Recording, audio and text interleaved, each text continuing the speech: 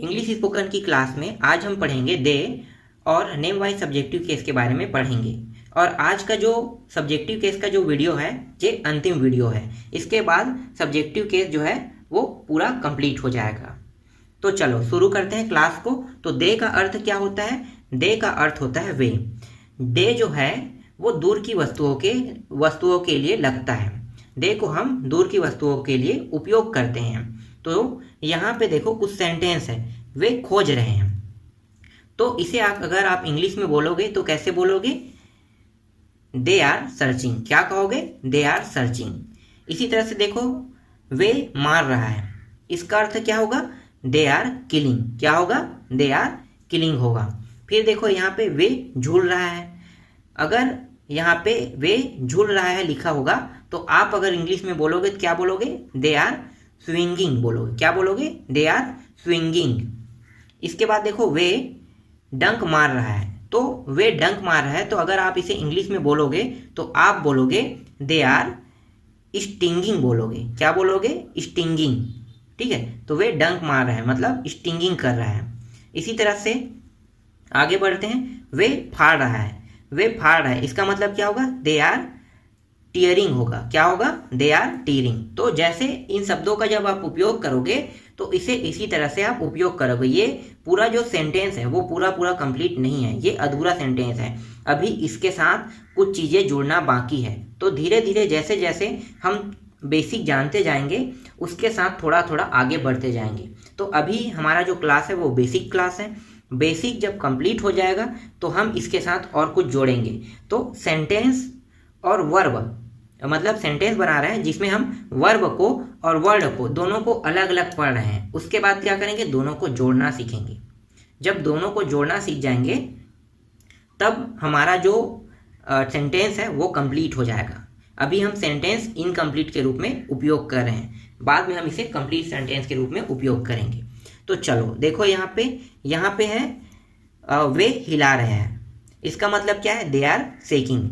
इसका मतलब आप समझते हो, शेक करना कहते हैं ना, तो शेक करना मतलब हिलाना होता है।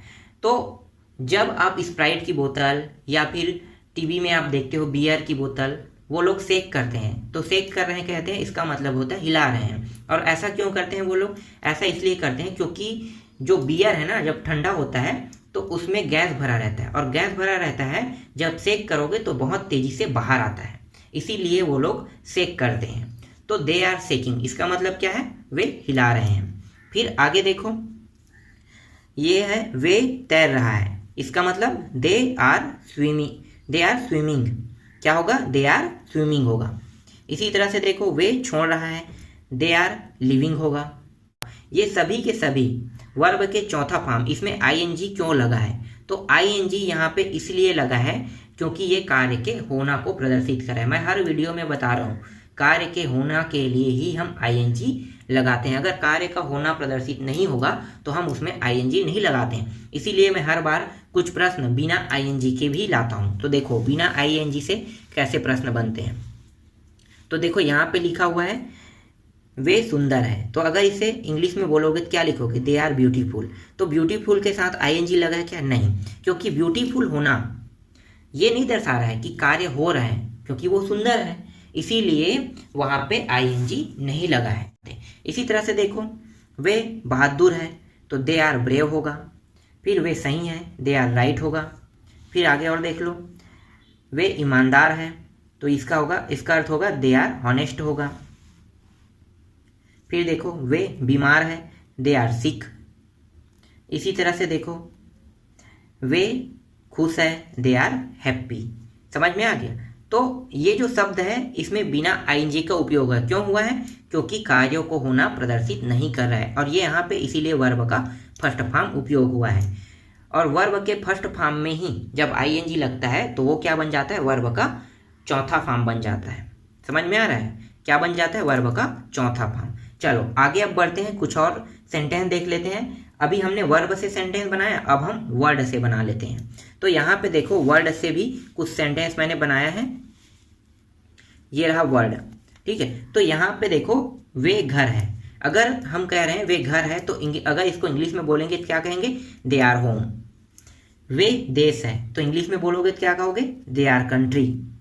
वे महल है तो इंग्लिश में बोलोगे तो क्या बोलोगे, दे आर कास्टल्स। वे इंसान है तो इंग्लिश में बोलोगे तो क्या बोलोगे, दे आर ह्यूमन। फिर वे दोस्त है तो इंग्लिश में अगर बोलोगे तो क्या बोलोगे, दे आर फ्रेंड्स। वे मोबाइल है, दे आर मोबाइल। वे पेन है, दे आर पेन। वे कुर्सी है, दे आर चेयर। और यहाँ पे देखो वे दुकान है, दे आर शॉप। तो आपको इस तरह से उनको बोलना है। समझ में आ गया। दे जो दूर की वस्तु है उनके लिए हम दे का प्रयोग करते हैं। अब हम नेम वाइज सब्जेक्टिव केस को भी देख लेते हैं। तो नाम वाइज सब्जेक्टिव केस को हम कैसे यूज करेंगे, तो जितने भी नाम है ना, जितना नाम आप जानते हो, चाहे वो राम हो, श्याम हो, मोहन हो, जो भी हो, अपना नाम हो, जितने भी नाम आप जानते हो वो सब के सब नाम वाइज सब्जेक्टिव केस है। क्या है, नाम वाइज सब्जेक्टिव केस। जिसका भी नाम ले लो वो सब के सब नाम वाइज सब्जेक्टिव केस में गिनती आता है।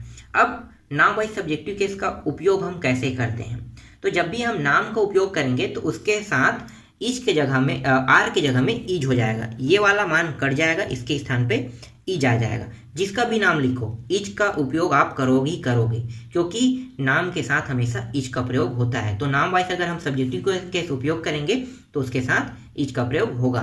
तो मैं यहाँ पे राम ले लेता हूँ, ठीक है। राम इज सर्चिंग, इसका मतलब क्या हो गया, राम खोज रहा है। आप यहाँ पे ध्यान मत दो, ठीक है, ये वाला मान जो है वो बदल रहा है। अब जो ये वाक्य है वो बदल रहा है, तो क्या होगा, राम इज सर्चिंग, राम खोज रहा है। फिर Ram is killing, Ram is killing, इसका अर्थ क्या है कि राम मार रहा है। क्या होगा, राम मार रहा है। राम इज स्विंगिंग, इसका अर्थ क्या होगा, राम झूल रहा है। यहाँ पे देखो राम इज स्टिंगिंग, राम डंक मार रहा है। फिलहाल ये डंक जो शब्द है वो सिर्फ मच्छर, मधुमक्खी, जो चीज़ डंक मारता है उसके लिए उपयोग होगा। लेकिन यहाँ पे हम अगर राम को उपयोग करें तो राम इज स्टिंगिंग होगा। आगे देखो Ram is tearing, Ram is seeking, Ram is swimming, Ram is living. इस तरह से राम का हम उपयोग करके भी कुछ सेंटेंस बना सकते हैं। और यहाँ पे अगर देखो, यहाँ पे आईएनजी लगा हुआ था, यहाँ पे बिना आईएनजी का बना लो तो Ram is beautiful, Ram is brave, Ram is right, Ram is honest, Ram is sick, और ये हो गया राम इज हैप्पी। समझ में आ रहा है। तो राम का उपयोग करके हमने यहाँ पे कुछ सेंटेंस बना भी लिए। अब हम आते हैं वर्ड पे। तो यहाँ पे देखो, यहाँ पे लिखा है दे आर होम। तो क्या हम यहाँ पे राम का उपयोग करके इन चीज़ों का उपयोग कर सकते हैं जो यहाँ पे वर्ड लगा है? तो नहीं। क्यों नहीं? क्योंकि राम जो है वो इंसान है। तो इंसान जो है वो घर नहीं हो सकता, कंट्री नहीं हो सकता, कास्टल नहीं हो सकता। इसका मतलब क्या, अगर मैं यहाँ पे लगाता हूँ राम इज होम तो राम घर है कह रहा है, राम इज कंट्री कह रहा हूँ तो राम देश है, राम कास्टल तो राम महल है। हो सकता है क्या? नहीं हो सकता। तो यहाँ पे कैसे वर्ड का उपयोग होगा? तो यहाँ पे राम का कुछ बनना डिसाइड होगा तभी वो होगा। जैसे कि Ram is engineer, Ram is teacher, Ram is student, Ram is doctor, Ram is patient. तो इस तरह के जो शब्द है, राम कुछ बन रहा है, उसी को यहाँ पे प्रदर्शित किया जाता है राम के साथ। बाकी चीज़ों को प्रदर्शित नहीं किया जा सकता। इसीलिए सब्जेक्टिव केस का जब उपयोग करते हैं तो बहुत ध्यान से किया जाता है। इसीलिए मैं हर एक सब्जेक्टिव केस को अलग अलग पढ़ाया हूँ आप लोगों को। जब तक कि आप सब्जेक्टिव केस को नहीं जानोगे पूरी तरह से, तब तक के आप स्पोकन नहीं सीख सकते।